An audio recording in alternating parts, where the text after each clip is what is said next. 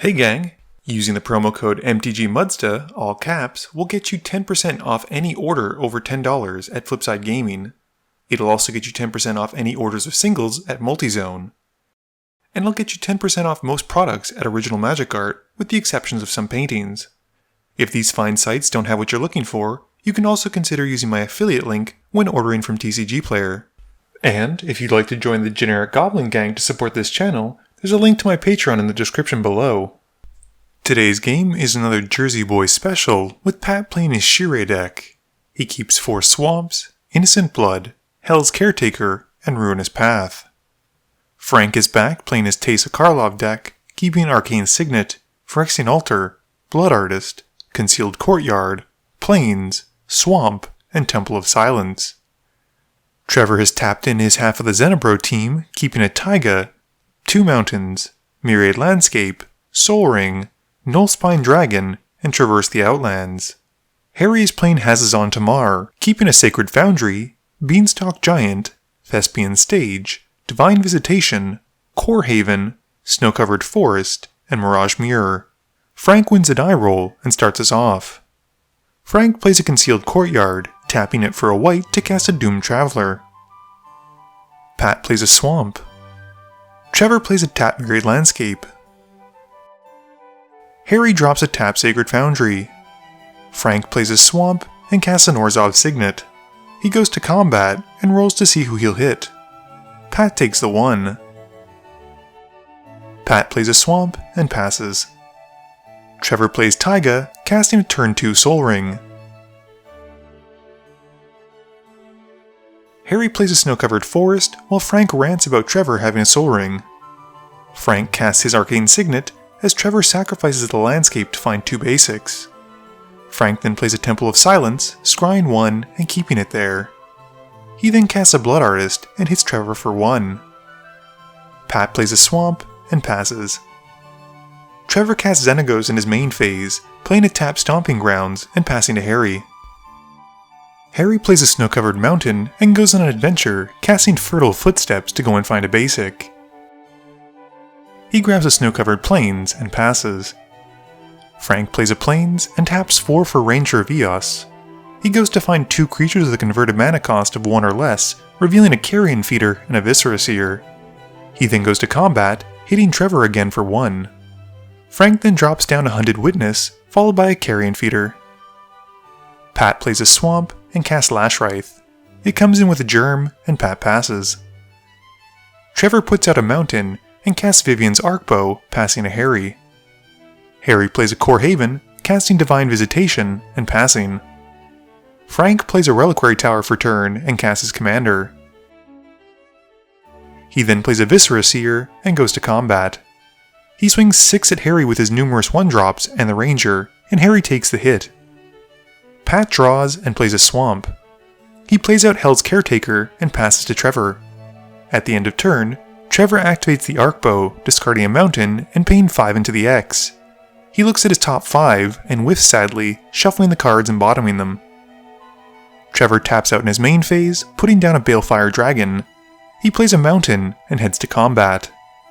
His Xenagos trigger gets put onto the dragon, pumping it up to a 12/12 and giving it haste, and he swings it at Frank. Frank responds with a Balefire Dragon trigger on the stack, sacrificing the Carrion Feeder to scry 1 with his Viscera Seer. He gets 2 Blood Artist triggers from the feeder dying, and puts them on Trevor. He keeps the card on top after scrying. He then sacrifices the Ranger, draining Trevor for 2 more.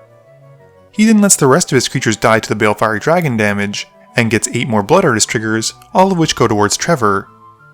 He also gains 2 Spirits and 2 Soldiers from the Doomed Traveler and Hunted Witness dying, with Teysa seeing them. For Harry's turn, it's quite quick, and he plays a Thespian Stage and then a Mirage Mirror. Frank casts his Phyrexian Altar and plays Diabolic Intent, sacrificing 1 of his soldiers to tutor for a card. Frank then uses some tokens to make mana, and he casts Living Death. The tables swap their creatures from the field for those in their yards, with Frank all but getting back his board. With the Ranger coming back, he gets to tutor again, but fails to find, and passes. Pat plays Attrition, which isn't so great when you have no creatures, and has to pass. Trevor draws and activates his arc bow again, paying 8 into the X this time and discarding another land. He looks at his top 8 and puts out a tally. He moves to combat, putting the Xenagos trigger onto a tally. He swings the dino at Frank, and they resolve the Atali trigger, exiling a Windswept Heath from Harry, Ilharg from Trevor, Nether Trader from Pat, and Cabal Coffers from Frank. Trevor casts Ilharg and the Trader, and they move to blocks. Frank blocks with the Ranger and then sacrifices to the Viscera Seer, scrying 1.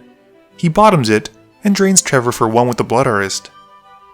Trevor then passes, and Harry has the Thespian stage become a copy of Trevor's Taiga.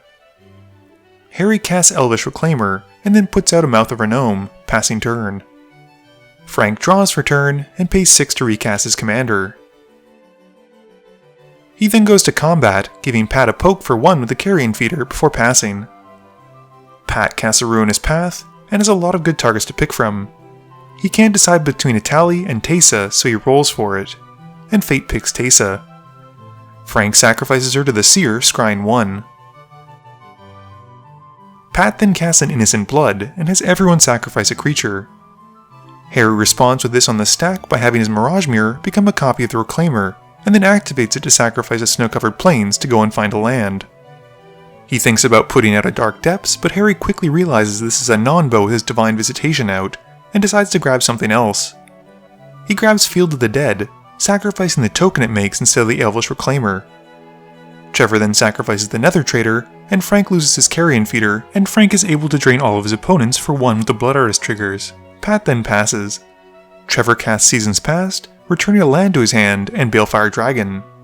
He gives Ilharg the Xenagos trigger as he moves to combat, swinging the Boar God and a tally at Frank. He resolves the Ilharg trigger first, putting out a tapped and attacking Balefire Dragon. They then resolve the Atali trigger, revealing 3 lands, and Trevor flips a Cultivate which he casts. Frank then sacrifices his Doomed Traveler, getting his Spirit token and draining Trevor for 1. He blocks the Balefire with it, and the Hunted Witness on Atali. He sacrifices the Witness to scry as well, draining Trevor for 1 more. He then takes the hit from Ilharg for 12. Trevor then plays a Forest, and returns the Balefire to his hand at the end of turn. Harry has the Mirage Mirror become a copy of Field of the Dead, and plays a Gavany Township, getting a trigger for each of his Fields of the Dead. These zombies are replaced by Divine Visitation, making him some Angel tokens. Harry then sacrifices a land to the Reclaimer, and goes to find another land from his library. He puts to field a tapped Flagstone of Trocaire, getting 2 more Angel tokens once he's done shuffling, and Harry then passes to Frank. Frank draws for turn, and casts a late Soul Ring. He taps a decent amount of mana for a Massacre Worm, and Harry responds with the Enter the Battlefield trigger on the stack. He has the Mirage Mirror become a copy of the Flagstones, sacrificing the original copy to the Legendary rule, and goes to find a Plains card.